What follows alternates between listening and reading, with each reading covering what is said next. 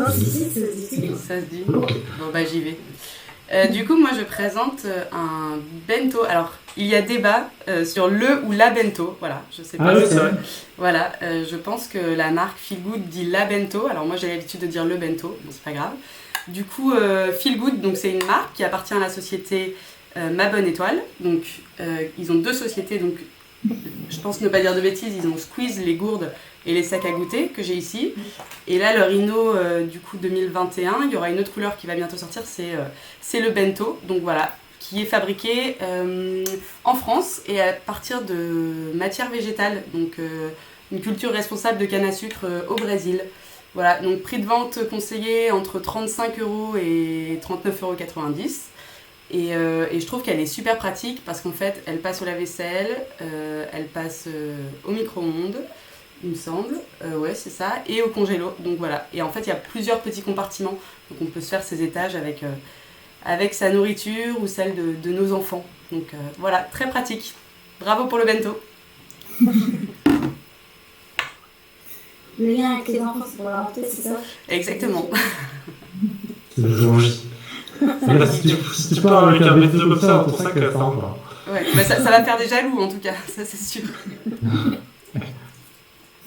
C'est le king de la récré avec le bento. La foule, Allez, je passe la main à qui veut. Moi, je suis pour vous parler de l'innovation qui m'a particulièrement marqué. Alors moi, je l'ai pas à la maison parce qu'on l'a consommé. donc je vais pas garder le bocal. Mais j'ai trouvé que la proposition de Jean Deluse, donc c'est une soupe de poisson à diluer, était particulièrement intéressante et innovante, puisqu'en fait l'idée c'est d'expédier la soupe, mais non diluée, donc on ne transporte pas d'eau en fait. Le bocal contient uniquement la soupe en version condensée et qu'on dilue en fait à la maison en fonction de son goût aussi, de la quantité d'eau qu'on veut mettre pour la préparer. Donc j'ai trouvé que c'était plutôt sympa comme idée. Ça va dans l'idée de réduire l'impact du transport en termes d'envoi. On n'envoie pas d'eau, on facture pas d'eau aux clients. Et donc j'ai trouvé que c'est une idée très sympa et en plus elle est très bonne. Donc validée à la maison par les enfants. En termes de PVC, on est à 7,10 € et je trouve que c'est hyper correct, quoi. Voilà. J'ai pas tout en tête sur Jean Deluse, mais c'est une pêcherie de taille modeste, artisanale, où ils ont une zone de pêche réduite avec peu de mécanisation et sur des espèces qui sont largement au-dessus de leur seuil de renouvellement. Donc il y a un vrai souci sur la pêche durable avec cette entreprise. Ouais, c'est 100% naturel, sans additifs et ni colorants. Voilà. Et alors, moi je vais griller la priorité à Coralie, qui peut-être aura bien le temps derrière de nous parler d'Inno, je suis sûr, incroyable. Moi j'avais prévu Inno, genre que je pouvais vous montrer comme Mélanie, parce que je sais pas, elle voit bien ce truc-là et tout ça, sauf que malheureusement je l'ai mangé. C'est en fait 5 minutes que j'ai tout dans le cerveau. Donc voilà, je vous la montre en image uniquement, c'est un peu. C'est moins marrant. C'est une petite marque que je trouve super chouette qui s'appelle les tablettes de Rony qui font des tablettes mais pas de chocolat. Alors c'est du beurre cacao. Par contre il n'y a pas de mousse chocolat, il n'y a pas de cacao dans le. Je suis nul en chocolaterie, je ne peux pas trop expliquer, mais c'est un peu le fonctionnement du chocolat blanc. Et au lieu de mettre du sucre, il va utiliser des fruits. Alors il y a toute une partie fruits avec notamment citron c'est 200 grammes de citron pour faire une tablette, donc c'est vraiment très, très riche en fruits au niveau du goût. Et après ils ont fait une tentative sur de la noisette, qui est bien chouette aussi, qui rappelle vraiment bien le goût de la noisette, c'est un peu du Nutella un peu solide. Et ça sort à un prix qui n'est pas choquant non plus, c'est plutôt bien passé. Franchement, on a récupéré un petit soc, je ne sais plus pourquoi. On a eu la chance d'en manger tout l'été. Franchement, tout le monde a adoré. Vous avez goûté déjà, les filles? Moi, Ouais, j'ai goûté le citron. Ah. Et ouais, c'est super bon. Mais ça a l'air. Ouais, ça a l'air pas mal. Mais du Franchement, coup, c'est très original. et toi, t'as goûté lesquels, Simon? Citron, banane, noisette. Noisettes. Non, c'est sympa comme tout. Ouais. Bah déjà, quand tu vends de la pâte à tartiner en tablette, ça donne envie de tout. Présenté comme ça, c'est plutôt cool.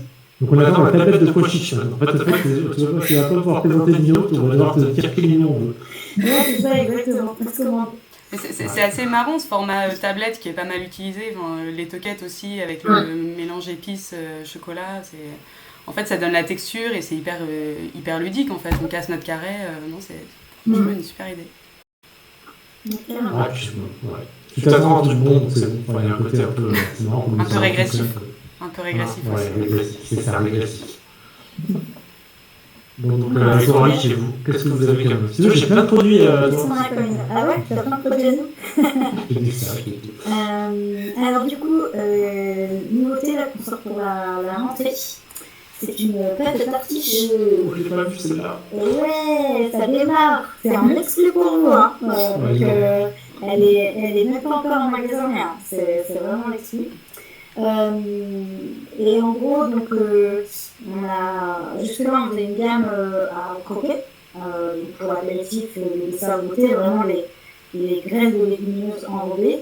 Et là on est parti sur une gamme de mousse. Et donc là c'est une crème de lentilles vanille. Et c'est assez surprenant parce que ça ressemble vraiment à la crème de marron en fait. C'est quoi comme type de lentilles?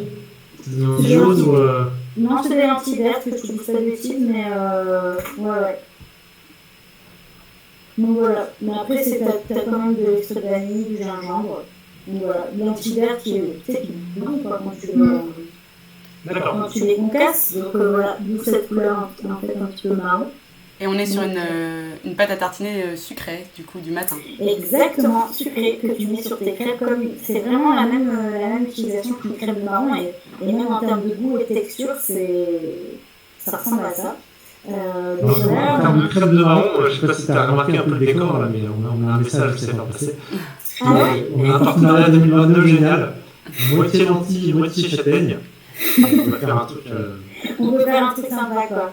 En tout cas, tu vois, nickel, on est dans une thématique.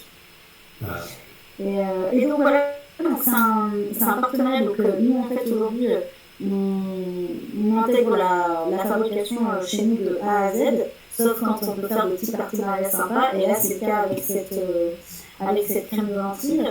Et du coup, on travaille avec la conserverie locale, qui est basée à Metz. Et c'est à moitié associatif. L'idée, c'est de valoriser en fait les productions des petits agriculteurs qui sont autour de chez eux. Voilà. Et donc en gros, en fait, eux, ils prennent les surplus des agriculteurs, etc. et ils leur transforment en tartinables, que ce soit sucré ou salé. Et donc ensemble, on a sorti en fait cette crème de lentilles quoi, pour toujours plus d'innovation. Voilà. Vous avez un prix de vente déjà ou pas encore? Un prix de vente TTC pour le magasin, vous savez combien vous voulez le placer? Oui, je vais te répondre ça tout de suite. Surprise. Mais c'est bien, il faut poser la question. Du coup, en fait, c'est un pot de 165 grammes net. Et nous, on conseille un prix de vente à 5,30 € en environ. Ok. Ouais, c'est bien, ça reste hyper plutôt accessible dans la catégorie. Et du coup, je pense que la question, c'est il y a des gens qui vont aimer tester. Et la question, c'est est-ce que les consos vont reprendre derrière? Est-ce que derrière, vous allez avoir des fans qui vont vous demander des pots de 700 grammes? Ouais, ça va être ça la question après. Un demi-kilo de crème de lentilles. Non, mais c'est vrai que c'est assez surprenant parce que même nous, voilà, quand toute l'équipe a goûté le produit, au début, je dis la crème de lentilles sucrée et finalement, en fait, c'est assez surprenant et puis la texture est chouette aussi, quoi. Donc voilà. Bravo. Et comment vous avez une idée sur la crème de lentilles si vous êtes plutôt sur les pois chiches? Alors non, on est sur les légumineuses en général. Et justement, en fait, là, les lentilles, ça fait quelques années qu'on réfléchit à développer des produits avec. Sauf que les produits qu'on a actuellement, c'était assez compliqué parce que la lentille étant toute petite, que ce soit pour l'apéro, c'était Pour leur bébé, ça c'est vrai. Ouais, c'est ça. C'est pas hyper préhensible en fait. Avec la main, l'enrobage, on aurait pu faire, mais c'est plus après, tu sais, à mettre dans la bouche et tout. C'est dégueu, quoi. Ouais, c'est pas hyper pratique. Moi, ça me dérange pas, mais il y a des gens qui sont. Si, c'est par poignée sinon. C'est ça. Donc on avait réfléchi à faire des agglomérats, des choses comme ça, mais ça nous obligeait toujours à ajouter des produits en plus pour faire le collant. Enfin voilà, c'était plus complexe que de partir sur une graine comme le pois chiche ou le petit pois qui sont un petit peu plus gros. Et pourtant, en fait, en France, il y en a plein d'agriculteurs qui ont des lentilles. C'est une des légumineuses principales d'ailleurs. Et du coup, voilà, ça me tenait à cœur en fait de faire un produit à base de lentilles. Et du coup, partir sur l'aspect mousse, c'est plus pratique quoi, forcément. C'est malin de le mettre en sucré, c'est un peu inattendu. Après, c'est aussi malin parce que, on parle un peu d'innovation aussi, donc on parle aussi de la partie commerciale, mais je pense que ça vous a votre idée de dire, ok, c'est une catégorie, les pâtes tartinées, c'est une catégorie qui marche bien. Pâtes tartinées véganes, c'est aussi un enjeu pour les parties véganes, celle-là. Oui, ouais. C'est un enjeu aussi pour les parties de la consommation. Chez Contenu, on travaille avec le panel Bioanalytics, de connaître un peu les sorties en magasin, donc on voit que la pâte tartinée ça fonctionne. Le végétal, c'est une tendance qui est vraiment forte.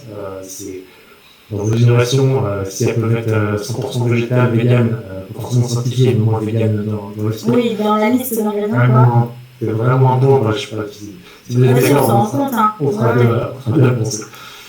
Et je regardais du coup un peu vos top rankings. Alors c'est des stats sur le trimestre du début d'année, donc c'est pas forcément tout ça. Moi je vois que votre meilleure vente ce serait le pois chiche grillé moutarde. Est-ce que c'est vrai?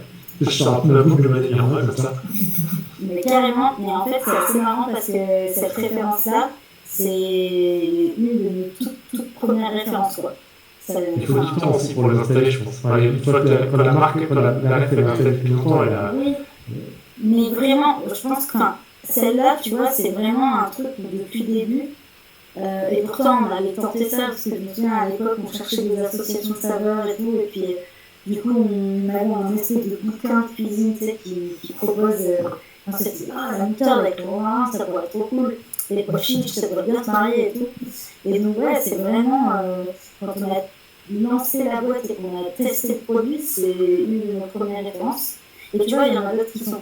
Je vois ce que tu veux dire quand tu dis qu'effectivement, ça met du temps, et puis il faut que le consommateur s'habitue à une ref et tout, mais celle-là, même depuis le départ, voilà, quoi, ça fait maintenant 4 ans et demi, et en fait, elle tourne toujours aussi bien, c'est notre top ref, c'est assez étonnant, quoi. On n'arrive pas forcément à l'expliquer, mais ouais. Et est-ce que tu as l'impression que le vrac s'installe aussi bien que l'emballé depuis que vous l'avez lancé?